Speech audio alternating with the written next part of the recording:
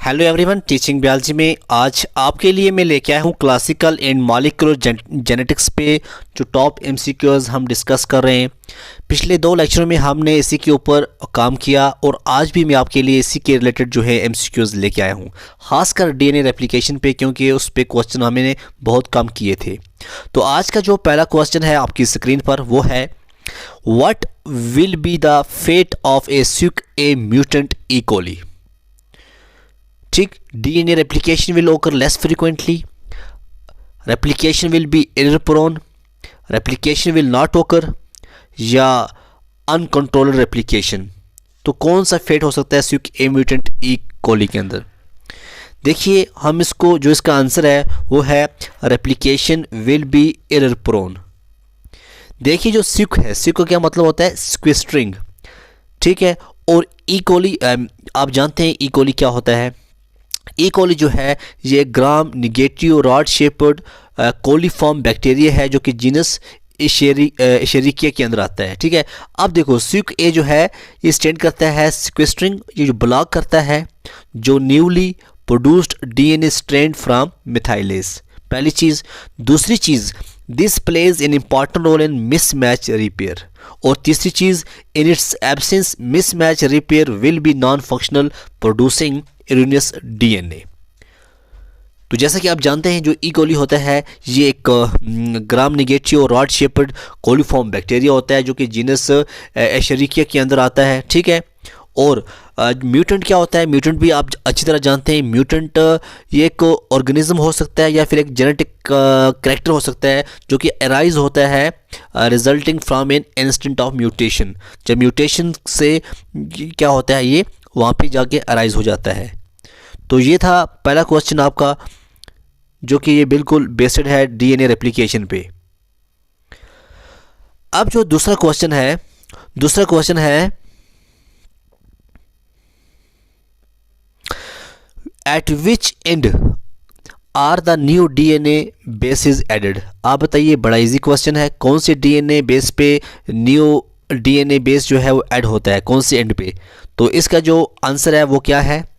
यहाँ पे नीचे 4 दिए गए हैं। आप बताइए, अब ये कौन सा जो है डीएनए बेस पे ऐड होता है? इसमें जो नीचे दिए गए हैं, कौन से एंड पे जो डीएनए बेस है वो ऐड होता है? न्यू डीएनए बेस जो है वो ऐड होता है कौन से एंड पे? तो इसका आंसर क्या है? इसका जो आंसर है वो है OH एंड, ठीक है। OH एंड जो है यहाँ पे जाके जो है ये ऐड होता है, ठीक है। अब थोड़ी एक्सप्लेनेशन देखते हैं हम इसकी। DNA replication proceeds from 5 to 3 direction with new base being added to 3 OH and 5P is at the beginning of DNA strand. ये है इसकी एक्सप्लेनेशन, ठीक है। 5P जो है इसका बिगिनिंग है डीएनए का, और जो डीएनए रेप्लिकेशन जो प्रोसीड होती है वो होती है 5 to 3 डायरेक्शन में, और जो बेस ऐड होते हैं वो होते हैं 3OH। यहाँ पे बेस जो हैं वहाँ पे ऐड होते हैं। तो आपका ये क्वेश्चन भी क्लियर हो गया। नेक्स्ट क्वेश्चन देखते हैं। नेक्स्ट क्वेश्चन क्या है आपके लिए? How many prokaryotic DNA polymerases have 5 to 3 proof reading activity. देखिए जी, रेप्लिकेशन तो आपको पता है क्या होता है। प्रूफ रीडिंग, जहाँ प्रूफ रीडिंग की बात आ गई, प्रूफ रीडिंग जो है ये क्या होता है? देखिए, जब डीएनए रेप्लिकेशन होता है, बहुत सारा डीएनए जो है पॉलीमरेज जो है वो क्या करता है? चेक करता है अपना वर्क, ठीक है ना, हर बेस पे जहाँ पे वो ऐड होता है, तो उसी को हम कहते हैं प्रूफ रीडिंग। तो इसका जो आंसर है वो है DNA polymerase 1 has 5 to 3 proof reading activity. Other polymerases जो हैं लाइक पॉलीमरेज सेकंड या थर्ड है, ये है 3 to 5 प्रूफ रीडिंग। और there are mainly 3 prokaryotic DNA polymerase, जैसे कि डीएनए पॉलीमरेज फर्स्ट, सेकंड और थर्ड। और आपको मैं बताऊं, जो पॉलीमरेज फर्स्ट है वो एक्सोन्यूक्लियस एक्टिविटी जो है वो रिमूव करता है आरएनए प्राइमर को, ठीक है ना। यहाँ पे दिए गए question, which is the most progressive of prokaryotic DNA polymerase. यहाँ पे दिए गए हैं पॉलीमरेज फर्स्ट, सेकंड, थर्ड, या लिया गया लिनियो फ्रैगमेंट यहाँ पे दिए गए हैं। देखिए पॉलीमरेज जो फर्स्ट है ये एक्सोन्यूक्लियस एक्टिविटी रिमूव करता है आरएनए प्राइमर को। उसके बाद जो पॉलीमरेज सेकंड है वो रिपेयर करता है, फंक्शन उसका जो है वो रिपेयर करना। और तीसरे का जो है वो है मेन एंजाइम जो ऐड करता है न्यूक्लियोटाइड इन 5 to 3 डायरेक्शन। अब देखो जो पॉलीमरेज थर्ड है एक होलो एंजाइम है जो processivity of 5 log which is highest among prokaryotic polymerase. ठीक, उसके बाद जो पॉलीमरेज फर्स्ट सेकंड है या लिनियर फ्रैगमेंट है ये has no beta clamps resulting in their lesser processivity. तो जो डीएनए थर्ड है, जो ये डीएनए पॉलीमरेज थर्ड है, ये इसका आंसर है। अब जो लिनियर फ्रैगमेंट है ये मेसोफिटिक डीएनए पॉलीमरेज है, इसका इतना रोल नहीं है। तो जो डीएनए पॉलीमरेज थर्ड है ये इसका जो है सही आंसर है। ओके, नेक्स्ट क्वेश्चन हम देखते हैं। नेक्स्ट क्वेश्चन क्या है, देखिए जी। नेक्स्ट क्वेश्चन,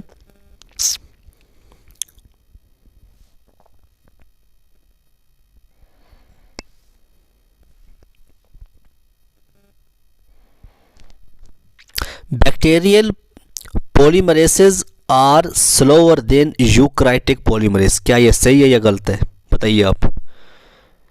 इसका जो आंसर है वो फॉल्स है। ठीक है, क्या है, फॉल्स। जो बैक्टीरियल पॉलीमरेस हैं ये स्लो नहीं होते हैं as compare to eukaryotic polymerase. ठीक, अब इसकी हम एक्सप्लेनेशन देखते हैं क्यों नहीं होते हैं, क्या बात है। प्रोकैरियोटिक जो पॉलीमरेसेस हैं, ठीक है, can add about 50,000 bases per minute, और जो यूकैरियोटिक पॉलीमरेस हैं ये ऐड करते हैं ओनली 2000 बेसिस पर मिनट। तो this lower rate is compensated by more number of origins of replication. अब आपको समझ में आ गया होगा जो प्रोकैरियोटिक पॉलीमरेस के बारे में। ठीक है, in an experiment you take a DNA in vitro and attempt to replicate it. Which combination will you add to your DNA to get the maximum replication product? Option यहाँ पे दिया गया है, DNA A, DNA B, DHU, SSB, topoisomerase. देखिए जो DNA A होता है ना, DNA A जो होता है ये कंटेन करता है इंस्ट्रक्शंस जो कि नीड होती है एक ऑर्गेनिज्म को डेवलप करने में, सर्वाइव करने में, रिप्रोड्यूस करने में। और DNA B जो है ये ओपन करता है रेप्लिकेशन फॉर्क को जब DNA रेप्लिकेशन होती है। HU जो है ये स्मॉल बेसिक ये प्रोटीन होता है जो कि heat stable DNA binding protein होता है। जो SSB जो है, SSB होता है सिंगल स्ट्रैंडेड DNA जो बेंड करता है प्रोटीन को single strand region of DNA जब DNA रेप्लिकेशन होता है। तो इसका जो आंसर क्या आ गया, DNA पॉलीमरेज फर्स्ट। ये जो प्राइमेस है ये activity which is mandatory for starting DNA replication. ठीक, as polymerase third lacks primase activity it will not be able to initiate replication। तीसरा है also in vitro specially in open DNA strand। topoisomerase जो है does not have much role to play but DNase is must for replication as it loads the helicase। ठीक है, तो इसका जो answer आ गया वो क्या आ गया, वो DNA जो है, देखिए DNA A, DNA B, HU, तो जो सी पार्ट है DNA A, DNA B, DNA C, HU, SSB polymerase first जो है इसका सही आंसर है। ठीक है, कौन सा, जो सी पार्ट है DNA A, DNA B, DNA C, HU, SSB polymerase जो है ये जो वाला है ये इसका सही आंसर है। ये आपको याद रखना है। ठीक है, कौन सा, सी पार्ट जो है ये इसका सही आंसर है। DNA B, DNA C, HU, SSB polymerase first. You take a circular ssDNA and to it you attach a small labeled complementary fragment. You add different regions and try to get free labeled probe. Which of this region will give you your desired result? DNA B, DNA C, DNA G, DNA A। अब DNA पता आपको A जो है contain करते हैं instruction जो need for an organism to develop, survive, develop, produce. DNA B जो है वो ओपन द रेप्लिकेशन फॉर्क, और जो HU है ये small basic heat stable DNA जो है बेंडिंग करता है प्रोटीन को। ठीक है ना, तो आप बताइए इसका जो सही आंसर है वो क्या आएगा। देखिए जो इसका सही आंसर है, देखो जो सर्कुलर SSDNA होता है ना, पहले ये समझिए क्या होता है। सर्कुलर SSDNA जो होता है ये सिंगल स्ट्रैंड DNA वायरस होता है। ठीक है ना, सिंगल स्ट्रैंड DNA। तो इसका जो सही आंसर है वो है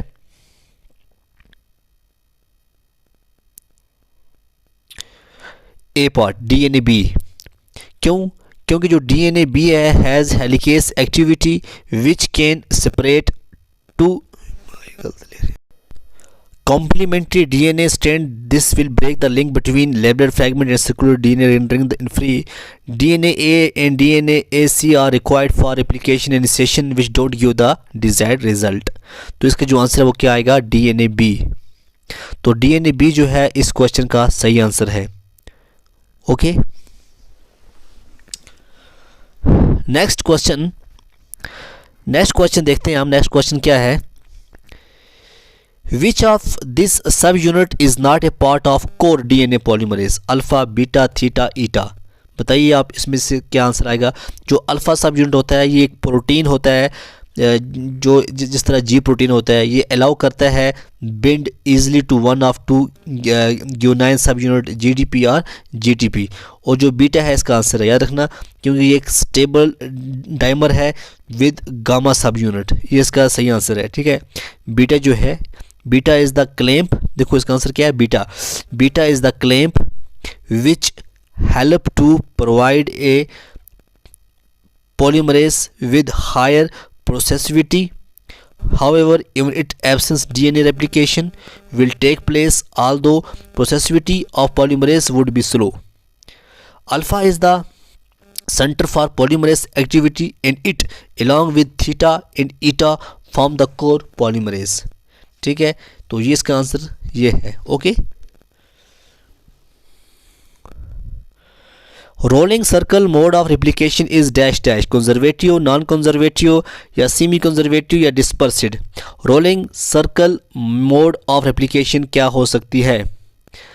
इसका जो सही आंसर है वो क्या है? कंजर्वेटिव है या डिस्पर्सिड है या नॉन कंजर्वेटिव है? कंजर्वेटिव होता है कि जो एंटायर ओरिजिनल डीएनए है वो डबल हेलिक्स सर्व करता है template for new double helix. ठीक है, देखो इसका आंसर है C. One cycle of replication result in an inner parent circular strand and outer daughter circular strand making the process semi conservative. ठीक है, तो इसीलिए इसका आंसर सेमी कंजर्वेटिव आया। ठीक है ना, क्योंकि जो पेरेंट्स और डॉटर्स जो स्ट्रैंड होते हैं ये different molecules and dispersed of both strand would have some part of parent and daughter. तो इसका आंसर क्या आ गया? Semi conservative. Next question, what constitute primosome? Primosome क्या होते हैं? ये प्रोटीन कॉम्प्लेक्स होते हैं जो कि रिस्पॉन्सिबल होते हैं किसके लिए? Creating RNA primers on single strand DNA during DNA replication. इसको हम कहते हैं प्राइमोसोम। अब इसका आंसर क्या है? यहाँ पे लिखा है डीएनए ए, डीएनए बी, डीएनए सी, डीएनए जी या डीएनए बी, डीएनए जी। अब आप बताओ कॉन्स्टिट्यूट प्राइमोसोम में क्या आएगा? ठीक है, व्हाट कॉन्स्टिट्यूट प्राइमोसोम? इसका आंसर आ गया डीएनए बी और डीएनए जी। ओके, डीएनए बी और डीएनए जी जो है ये कॉन्स्टिट्यूट करता है प्राइमोसोम। ये इसका सही आंसर है। डीएनए बी जो है the helicase and DNA G जो है द प्राइमेस कॉन्स्टिट्यूट करते हैं the primosome necessary for initiation. DNA A mainly generate strain allowing DNA C to load the helicase DNA B. यहाँ पे आपके बहुत से कॉन्सेप्ट जो हैं हल्के फुल्के वो भी यहाँ पे दूर हो गए। ठीक है ना, क्लियर हो गए, आपकी जो मिसअंडरस्टैंडिंग थी वो दूर होगी। एसाइक्लोविर ये एक ड्रग है जो कि यूज़ करते हैं treat viral infection by impairing its replication. Why will it not affect bacterial replication as well? क्यों नहीं करता है? ऑप्शन नीचे दिए गए। Bacteria under viral attack don't replicate, viral polymerase bind to it and thus can not perform its function. तीसरा है virus use in a polymerization. चौथा है सेलुलर मैकेनिज्म डीएक्टिवेटेड। एसाइक्लोविर जो है ये एंटीवायरल मेडिकेशन है जो प्राइमरी यूज होती है ट्रीटमेंट ऑफ हर्पस, ठीक है, चिकन पॉक्स या शिंगलेस जो है इसके अंदर होता है। वायरस यूज जो है ये पॉलीमराइजेशन, इसलिए इसका आंसर क्या है? वायरस यूजेस इट इन।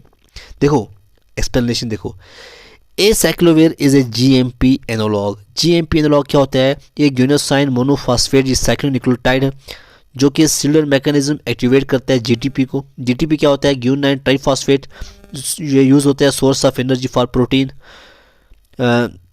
ये क्या होता है? While however it lacks 3OH terminates the replication process, the cellular process activate its drug yet its specificity to viral polymerase protects the cell. तो तो ये थी इसकी एक्सप्लेनेशन, होप आपको समझ में आई होगी। What will be the fate of a seq A mutant E coli, इसको हमने डिस्कस किया है, स्यूक ए और म्यूटेंट को भी डिस्कस किया है कि म्यूटेशन से म्यूटेंट बनता है, ई कोली को भी डिस्कस किया है। तो ये क्वेश्चन आप बताइए इसका आंसर क्या है।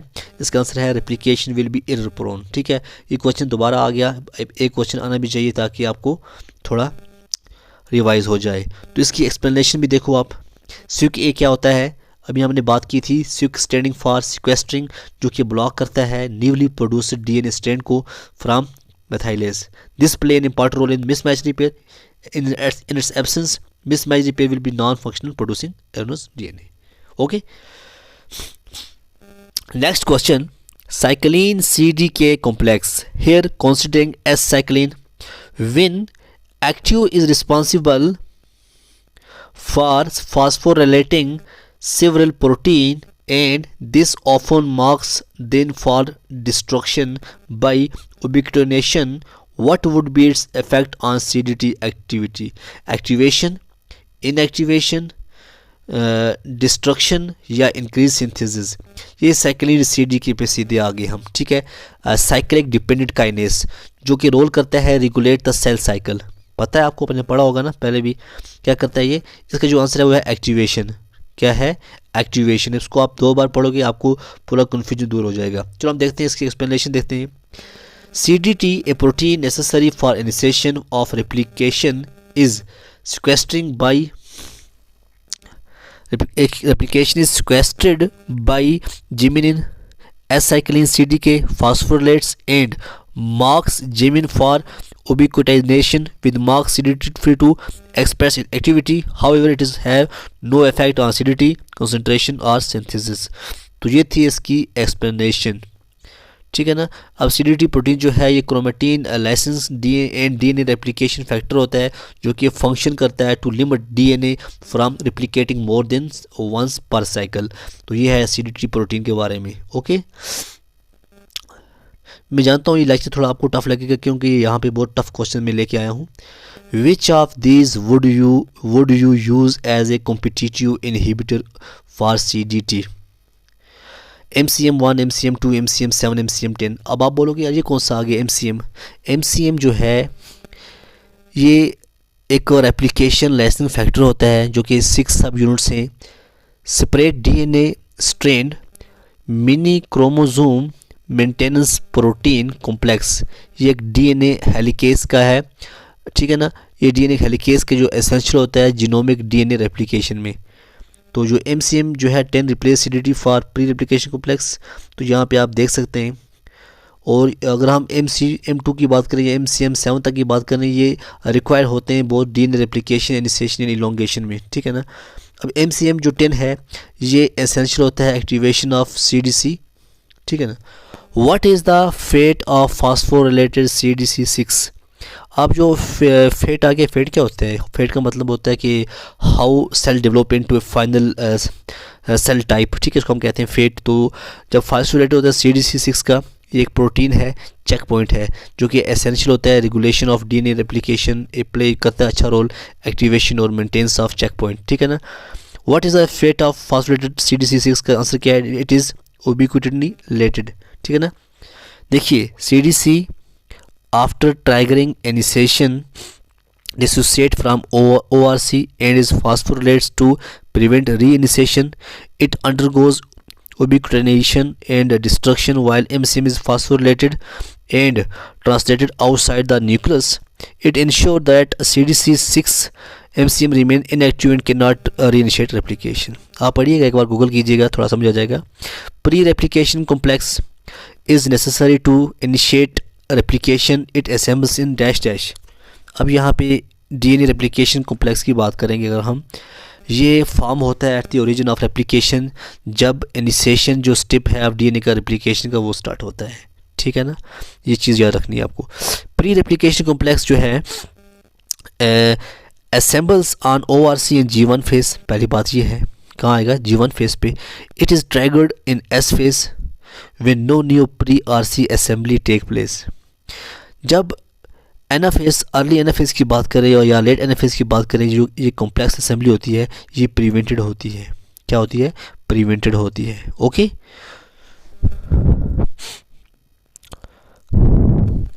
तो इसका आंसर क्या है? G1 phase. ओके, विच साइक्लिन CD के complex will you find most active in M phase? नीचे दिए गए हैं ऑप्शन, आप बताइए कौन सा साइक्लिन CD के जो है मोस्ट एक्टिव होता है M फेज। M फेज क्या होता है जी? M फेज जो है माइटोसिस न्यूक्लियर डिवीजन होती है जहाँ पे साइटोकाइनेसिस होता है। तो यहाँ इसका आंसर है साइक्लिन B CD K1। क्या है? साइक्लिन B CD K1 जो है इसका आंसर है, ये एक्टिव होता है। देखिए जो साइक्लिन B CD K1 है is corresponding to the yeast M cycline CDK complex which is active during M phase and leads to anaphase. Cycline D is G1 S cycline, cycline A is S cycline and cycline E is G1 cycline respectively. मुझे पता है आपको थोड़ा लगेगा ये जब तक हम समझाएंगे नहीं अच्छी तरह से तक कहाँ समझ जाएगा, तो हमें ऑब्जेक्टिव करने तो आपको शॉर्टकट करना पड़ेगा। What is the DNA composition of ARS? ठीक है, ये भी इंपॉर्टेंट क्वेश्चन है। DNA कंपोजिशन ऑफ ARS का मतलब क्या होता है? Autonomously replicating sequence. तो AT रिच इसका जो है सही आंसर है। AT रिच का मतलब क्या होता है? ये ऐसा रीजन होता है जहाँ पे रेप्लिकेशन कॉम्प्लेक्स जो है ये फॉर्म होते हैं और जहाँ पे DNA जो है सिंथेसाइज करता है। देखो AT bases found by 2 hydrogen bonds unlike G and C which are bound by 3 hydrogen bonds in such a region. DNA strand separation is easier as compared to GC rich regions. Hence ARS which requires DNA melting to initiate replication is AT rich. तो ये है इसका सही answer. Okay, अगर बहुत समझना हो तो आप DNA रेप्लिकेशन पूरा लेक्चर आप पढ़िए 2-3 बार, तो उसमें टाइम बहुत लगेगा, कम से कम आपके लिए 3-4 घंटे होने चाहिए DNA पढ़ने में, रेप्लिकेशन पे। In case of eukaryotes replication initiates at dash dash TATA CPG isolates AUG ARS। देखो कितना छोटा सा क्वेश्चन है लेकिन बहुत बड़ा क्वेश्चन है। टाटा जो है ना एक बॉक्स है DNA का सीक्वेंस जो इंडिकेट करता है कि कहाँ पे जेनेटिक सीक्वेंस जो है वो रीड की जाती है या डिकोड की जाती है। ये बात याद रखना। इसका आंसर है ARS। क्या है? ARS, autonomously replicating sequencing. देखो रेप्लिकेशन बिगिन होती है at ARS autonomous replicating sequence, जहाँ पे टाटा एंड CPG जो आइसोलेट हैं जो है कैरेक्टरिस्टिक हैं promoter elements which control transcription translation initiate at AUG codon. तो ये है इसका answer shortcut. Okay, next question क्या है? Deletion of which domain of ARS would give the least replication rate in eukaryotes? आप बताइए किसको हम डिलीट करें ताकि ARS जो है वो लीस्ट रेप्लिकेट होगा यूकराइड्स के अंदर? उसका आंसर आएगा A डोमेन। ठीक है ना। अब जो डोमेन होते हैं ये प्रोटीन डोमेन होते हैं, कुछ बैक्टीरियल होते हैं, ठीक है ना, जो कि contain number of homologous B repeats. ठीक है, देखो the 11BP A domain is the primary functional area of the ARS का प्राइमरी फंक्शन क्या है? कौन सा डोमेन है? 11BP। Mutation is the domain give 0% functionality of ORC, so least replication other mutation also reduce replication rate but not the sufficient. तो ये था इस क्वेश्चन का आंसर। ओके, ये पार्ट जो था इसका आंसर था। Which sub unit in MCM is not phosphorylated in MCM after initiation in triggered? ठीक है ना। आपको मैं बोलूँगा कि आप कम से कम MCM के बारे में एक थोड़ा लेक्चर देखिएगा किसी न किसी का, ताकि आपको कन्फ्यूजन दूर हो जाए। ठीक है, अब जो है वैसे मैंने आपको पढ़ाया इसमें आंसर क्या आएगा? 2 इसका आंसर आएगा। ठीक है, अब थोड़ा हम इसकी एक्सप्लेनेशन देखते हैं ताकि आपका कन्फ्यूजन दूर हो जाए। MCM हैज़ 3 सब यूनिट, तो नंबर कहाँ से है? 2 से 7 तक। 2 से 7 तक हो गया ना 6। After incision of replication is staggered all सब यूनिट्स अदर देन 2 आर फास्फोरिलेटेड। सिर्फ 2 को छोड़ के जो सब हैं वो क्या हो जाते हैं? फास्फोरिलेटेड। तो ये था आज का लेक्चर। थोड़ा टफ गया, मुझे लगता है आपको बहुत से बच्चों को समझ में नहीं आया होगा, लेकिन अगर ना आया हो, जो पॉइंट मैंने डिस्कस किए उन पॉइंटों को कॉपी पे नोट करके थोड़ा आप खुद से पढ़िएगा ताकि आपकी कन्फ्यूजन दूर हो जाए। क्योंकि हर टॉपिक के लिए जो मैंने आपको बताया यहाँ DNA रेप्लिकेशन के टॉपिक्स थे, हर टॉपिक को पढ़ने के लिए क्या था? बहुत टाइम लगता है। तो कोई क्वेरी हो आप ishfaqloan45@gmail.com पे आप क्वेरी कर सकते हैं कि कहाँ से आपको समझ में नहीं आ रही है, क्या मैं तेज़ पढ़ा रहा हूँ या आहिस्ता पढ़ा रहा हूँ या सिलेबस के रिलेटेड नहीं पढ़ा रहा हूँ। ठीक है, मेरा नाम है डॉक्टर यार लोन। तो आप आराम से मुझे विदाउट हेसिटेशन आप आराम से मुझे मेल कर सकते हैं। ठीक है ना। वो नंबर में इसलिए शेयर नहीं करता क्योंकि नंबर पे कॉलें आती है तो मैं बहुत, अगर मैं कॉलें अटेंड करता रहूँ या मैसेज करता रहूँगा तो उसमें प्रॉब्लम आ जाएगी। बाकी रही बात पीडीएफ्स की, वो इंशाल्लाह आपको मिल जाएंगी। हर लेक्चर के नीचे डिस्क्रिप्शन में आपको जो भी राइट अप होगा वो आपको वहाँ पे मिल जाएगा कुछ टाइम के बाद। लेकिन फ़िलहाल आप देखते रहिए, जहाँ पे आपको कुछ प्रॉब्लम आए वहाँ आप मेल कीजिए। और बहुत से लोग पूछते हैं क्या सर आपको स्पेशलाइजेशन थी फ़िशरी के अंदर। जी हाँ, मैं बिल्कुल, मुझे स्पेशलाइजेशन थी फ़िशरी के अंदर, इसलिए आपके लिए लेक्चर लेके आता हूँ, वरना मुझे क्या ज़रूरत थी आपको लेक्चर लेने की। ठीक है ना। तो फ़िशरी के अंदर मैंने स्पेशलाइजेशन ली है। बीएससी में इंडस्ट्री फिश एंड फिशरीज़ मैंने 3 साल पढ़ी है। ज़ालजी तो पढ़ी है, लेकिन बॉटनी के बदले मैंने आईएफएफ पढ़ा है। और उसके बाद जब एमएससी थी, एमएससी ज़ूलॉजी में मैंने भी, वहाँ पे भी मुझे स्पेशलाइजेशन थी फिशरी के ऊपर, जहाँ पे मैंने अपने वहाँ पे थीसिस सबमिशन की थी cold water fishery in Jammu and Kashmir. तो उस पर भी मैंने काम किया है। तो आप देखते रहिए टीचिंग बियाजी। तब तक के लिए खुदा हाफिज़।